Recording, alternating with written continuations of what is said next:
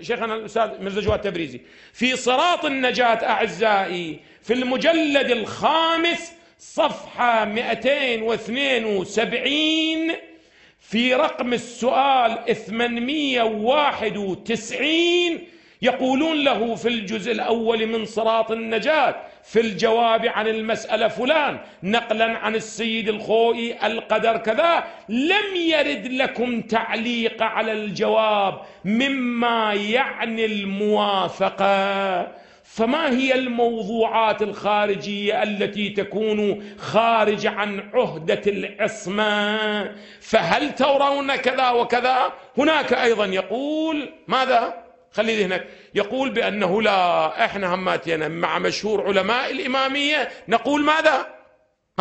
لا يسهو. ولكن خلوا ذهنكم، اكو عنده سؤال قبل هذا في 890 يقول هل أن علم النبي مختص بالأحكام الشرعية بحيث لا يتعدى إلى العلوم الأخرى كما يقول البعض؟ يعني علمه فقط في الأحكام، يتجاوز إلى غير الأحكام أو لا يتجاوز؟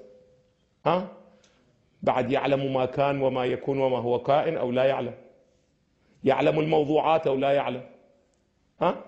لا يعلم. وضح بعد، انظروا إلى الجواب.